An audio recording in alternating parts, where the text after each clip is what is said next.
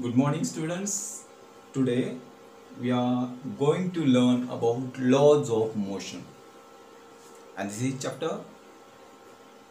We have to learn about different concepts, that is motion of the object, then distance, displacement, velocity, acceleration, and momentum, and three laws of motion, Newton's laws of motion. So all these concepts we have to learn in this chapter. First, we'll discuss about what is motion of the object. What is motion of an object? You have learned that motion is a relative concept. If the position of the object is changing with its surrounding, with respect to its surrounding, if the position of the object is changing with respect to its surroundings, then it is to be said to be in motion. The position of an object is changing with respect to its surrounding, then it is said to be in motion. Otherwise, it is said to be at rest. We have to relate the motion. We should relate their place compared to or related to the other object, and then we can calculate is it in motion or in rest.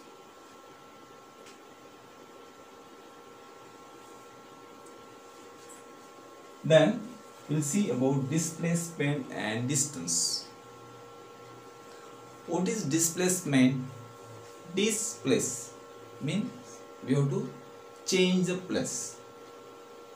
And what is distance? Distance is the length of actual path traveled by an object. Distance is the length of actual path traveled by an object in a motion while going from one point to another. And what is displacement? Displacement is the minimum distance between the starting and finishing point. Displacement is the minimum distance between starting point and finishing point. Even if the displacement of an object is zero, the actual distance traveled by an object may not be zero. Displacement may be zero, but sometimes displacement may be zero, but distance is not zero. Like this is the difference between distance and displacement. Distance is actual path that is traveled by an object, and displacement we have to see the first point, starting point of that object, and last point or finishing point of that object, and we have to calculate the minimum distance between starting point and finishing point. So we can different say that displacement and distance like this. Then what is speed? What is velocity? Speed is a total distance traveled by an object and the time required for that traveling. You have to take the ratio of these two things. Total distance traveled by an object divided by time required. How much time required to travel that distance, and what is the total distance traveled by that object. These two things we have to divide. Means we have to take the ratio of total distance traveled by an object and time required. This indicates that the speed of that object. Then what is velocity? Velocity is, we can calculate the velocity by displacement and time. The distance traveled in one direction. Distance traveled in one direction by an object in unit time is called its velocity. Distance traveled by an object in one direction. Direction is important here in velocity. Distance traveled in one direction by an object in unit time is called velocity. That's why velocity equal to displacement upon time. The units of speed and velocity are same. That is, in SI system, the unit of speed or velocity is meter per second, and while in CGS system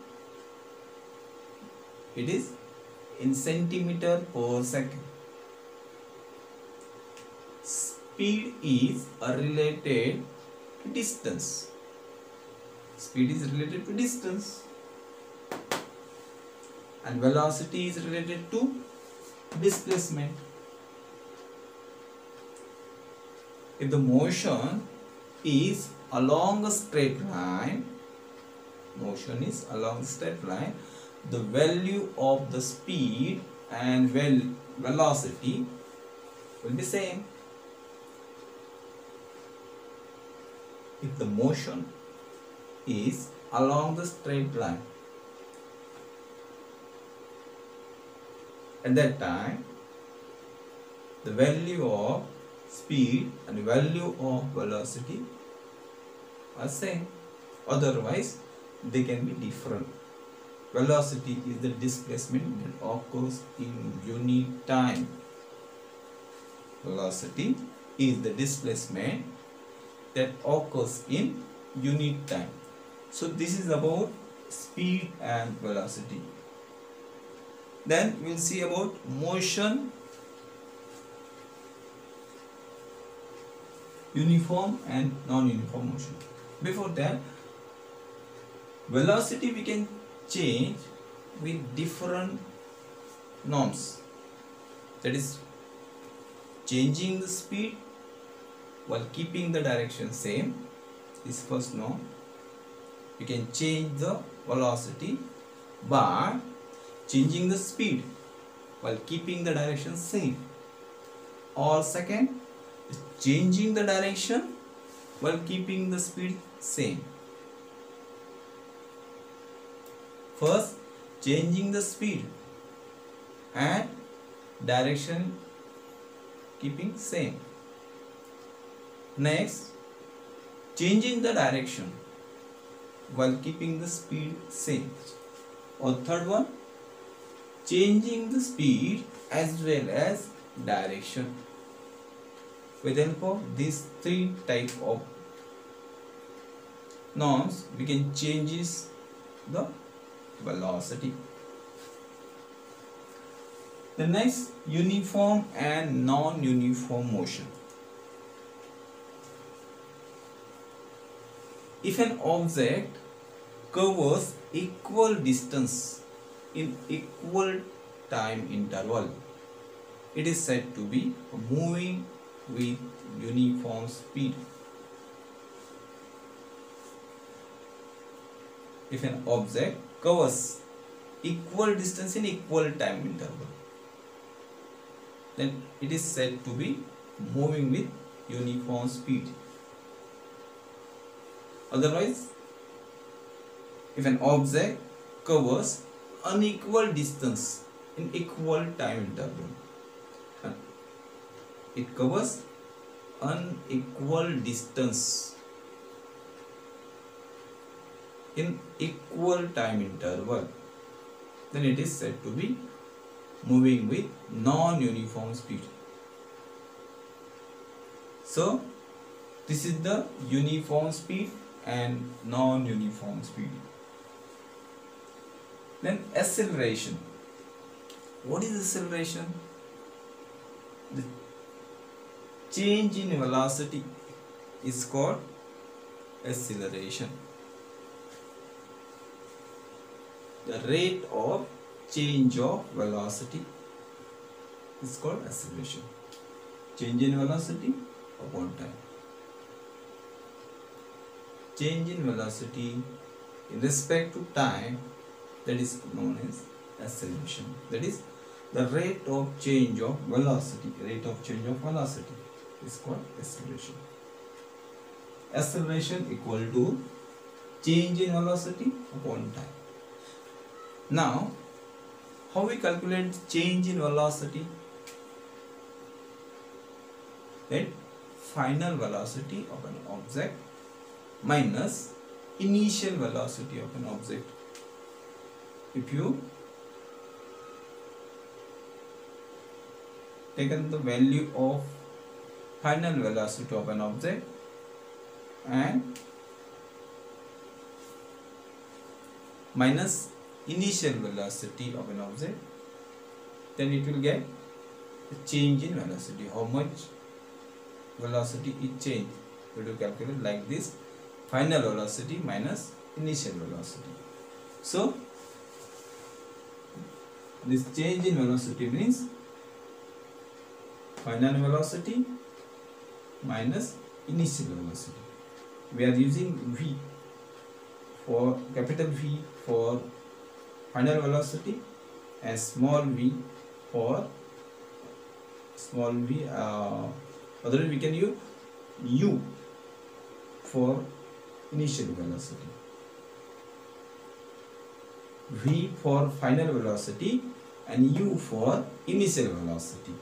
So we'll write like this: A equal to V final velocity minus initial velocity upon time t. A equal to V minus u upon t. This is the acceleration. Once again we will repeat the definition of acceleration. The rate of change of velocity is known as acceleration. Acceleration equal to change in velocity upon time. Change in velocity means final velocity minus initial velocity upon time.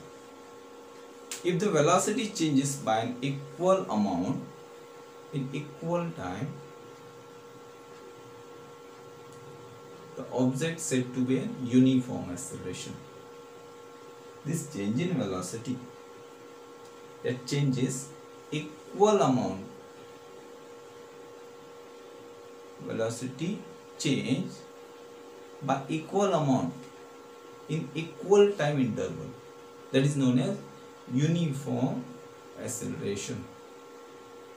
And if the velocity changes unequal amount, velocity changes unequal amount in equal time interval, then it is said to be non-uniform acceleration. So this is about acceleration, uniform acceleration and non-uniform acceleration. Then what is positive, negative and zero acceleration? When the velocity of an object increases, the acceleration is positive. Velocity of an object increases. At that time, the acceleration is positive. And in case of the velocity is decreases, velocity of the object decreases, at that time the velocity, that acceleration is negative. This negative acceleration is also called as deceleration. Deceleration. Velocity of an object increases, that is positive acceleration, and velocity of an object decreases, at that time that is negative acceleration, that is also known as deceleration. And what is zero acceleration? Direction is opposite to the direction of velocity. The velocity of an object does not change with its time. It is zero acceleration.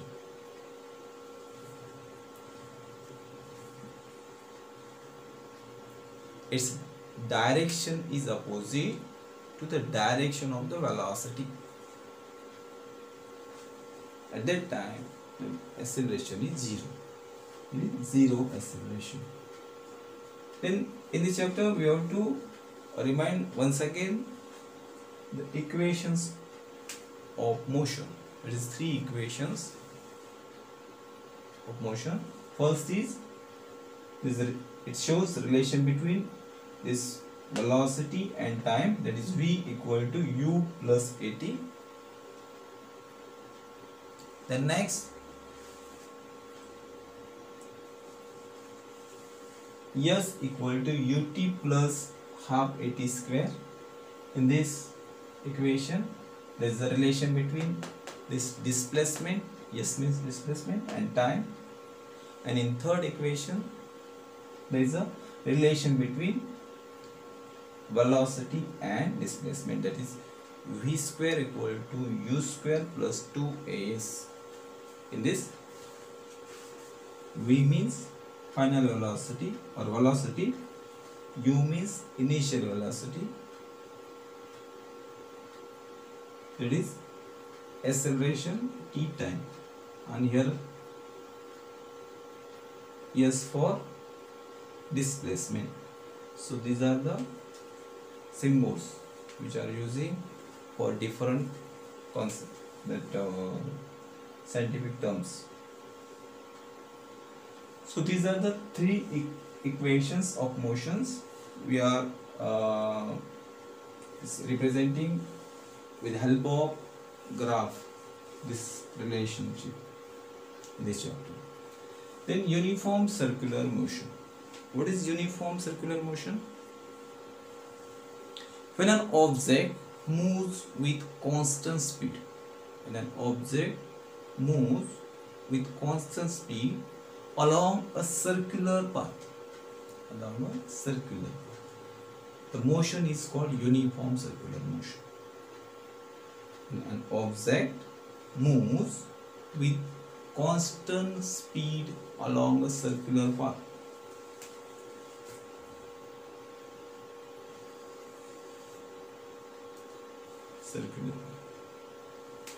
when an object moves constant on a circular path,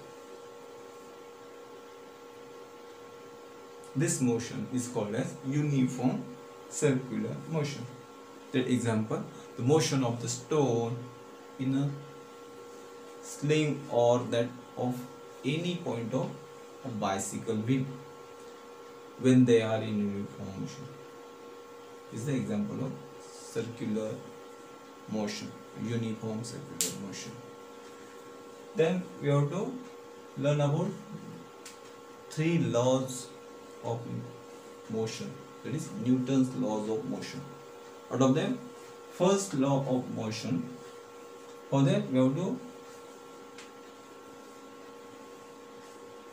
learn some terminologies, that is what is balance force, what is unbalanced force, then what is inertia, balance force means a force which is applied same. If we apply the same force from both opposite sides, that is balance force. And if you apply a force on an object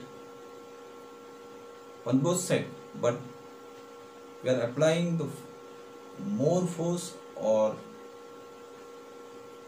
large amount of force from one side and less amount from another side, that is unbalanced force. This is balanced force or unbalanced force. When we are applying the force, if there is a unbalanced force is applied on an object, that object moves from one point to another. But if you apply the balance force on an object, that object at the rest, or object do not change their place when we are applying balance force on it. This is about balance and unbalanced force. In this first law of motion, that is Newton's first law of motion, phenomena of inertia, that is the inability of an object to change its state of motion. We have to learn about inertia. What is inertia? That is a phenomenon that shows the inability of an object to change its state of motion on its own. It also explains the unbalanced forces which causes the change in the state of an object at rest or in uniform motion. So, inertia is a behavior of an object that it shows inability to move from one spot to another. If that object is in a rest position, it is unable to move without applying unbalanced force on it. So this behavior is known as inertia. Let us consider about Newton's first law of motion. What is Newton's first law of motion? That is, an object continues to remain at rest or in a state of uniform motion along a straight line unless an external unbalanced force acts on it. An object continues to retain or remain at rest or in state of uniform motion. There are the two positions. In first, the object may be in rest position or may be in state of uniform motion. That's why an object continues their first position or second position. Either it is remain at rest or may be in state of uniform motion along a straight line. An object remain state of rest or state of uniform motion along a straight line unless an external force act on it. If there is external force, external unbalanced force act on it, that object changes their state of rest or state of uniform motion without applying unbalanced force on an object, that object can't move or can't change their state of rest or state of uniform motion in straight line. So we will revise the Newton's first law, that an object continues to remain at rest or in state of uniform motion along a straight line unless an external force act on it. So this is a first law of motion, Newton's first law of motion. Then we will see about Newton's second law of motion. Before that, we have to learn about momentum. What is momentum? Momentum means mass into velocity. Multiplication of mass and velocity is known as momentum. Momentum is the product of mass and velocity. Momentum is the product of mass and velocity of an object. For momentum, we are using here P, and for mass M, and V for velocity. Momentum has a magnitude. Momentum has a magnitude as well as direction. Its direction is the same as that of velocity. Direction of the momentum is same as the direction of the velocity. What are the different units of this momentum? In SI system, momentum is measured in kilogram meter per second. Kilogram meter per second. And in CGS method, we are measuring momentum in gram centimeter per second. These are the SI and CGS units of the momentum.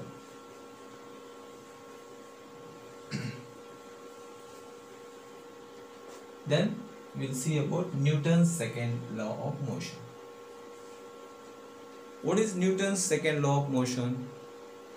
How we can define it? That is, the rate of change of momentum is proportional to applied force.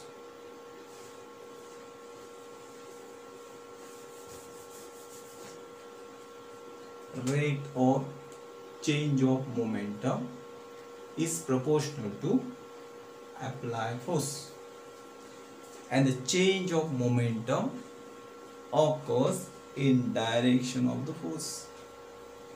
Rate of change of momentum is proportional to the applied force. Means rate of change of momentum equal to change in momentum upon time. That is, rate of change of momentum is proportional to the force. How much force we are applying, that proportional to rate of change of momentum. That is, change in momentum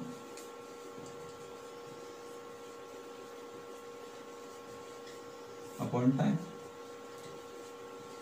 Rate of change of momentum is directly proportional to the force. And in second line, the change in momentum occurs in the direction of the force. This change in momentum occurs in direction of the force. This is the second law of motion, Newton's second law of motion. The rate of change of direction is proportional to the force, and the change in momentum occurs in the direction of the force. This is Newton's second law. So Newton's second law we can calculate with this formula, F equal to ma. In this, F means force, m means mass, and a means acceleration. This is calculated with the help of that two lines which are we consider now. That is a rate of change of momentum proportional to applied force, and change of momentum occurs in direction of the force. So this is Newton's second law of motion. Then Newton's third law of motion. In this we have to learn about action and reaction. Action force and reaction force.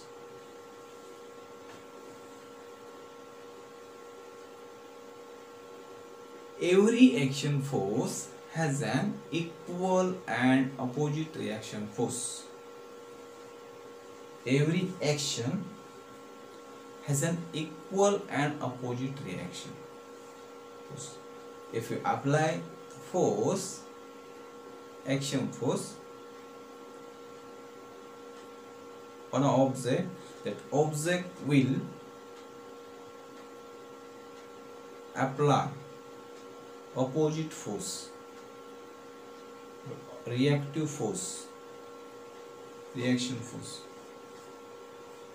at the same time. That's why we are defining the Newton's third law of motion is every action force has an equal and opposite reaction force which acts simultaneously. Every action force has an equal and opposite reaction force which acts at that time simultaneously. Action and reactions are terms that are express force here, and these forces in pairs means where the action at that time reaction also is there. Action force simultaneously reaction force mean they acts in a pair. One force cannot exist by itself. Action and reaction forces acts simultaneously. One force cannot exist by itself. So this is the Newton's third law. While hitting a ball with a bat, the speed of the bat decreases. When we are hitting the ball with the help of bat, the speed of that bat decreases because that ball hitting on that bat.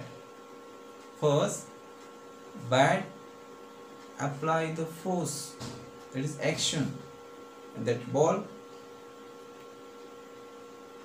applies a reaction force on that bat. That's why the speed of that bat is somewhat becomes decreased. This is the action and reaction. Action force and reaction force acting simultaneously but in opposite direction. Also, we can give the example of gun. A gun recoils, that is moves backward when bullet is fired. When gun with bullet fired, it comes or moves backside, somewhat backside. Means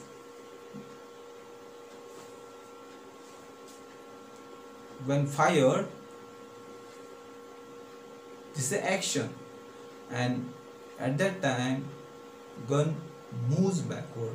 This is the reaction force. Action force and reaction force. Firing of a rocket, this mechanism also shows us action and reaction. This is the first action, that different mixture of gases comes downward fastly. This is the action, and at that time rocket goes upward. There is a reaction process. So these are the different examples of this Newton's third law of motion. Then law of conservation of momentum. In this we will see, when two objects collides, the total momentum before the collision and after the collision is same. When two objects collide, suppose this is the first object and this is the second object. When they collide with each other, before the momentum of these two objects, if you calculate the momentum of this object, momentum of this object,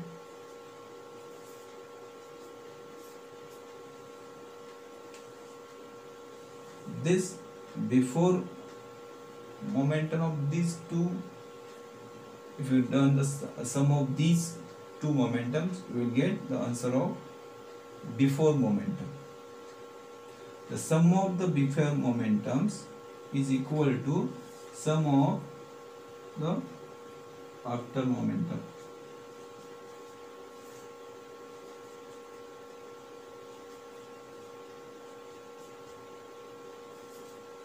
Means when two objects, suppose one object is A and another is B, when two objects collides, at that time the momentum, sum of the momentum of these two objects is equal to sum of the momentums of these two objects. And before, sum of the momentum before collision is equal to sum of the momentum after collision. When no external force acts on two interactive objects, the total momentum remains constant. It does not change. So we can revise once again law of conservation of momentum. When two objects collide, the total momentum before the collision is equal to the total momentum after the collision. So students, we already learned all these different concepts. Now you have to read the lesson which is in textbooks and solve the exercise. If you have any doubts, you have to call me on phone, or you can chat on WhatsApp or on other social medias. Thank you.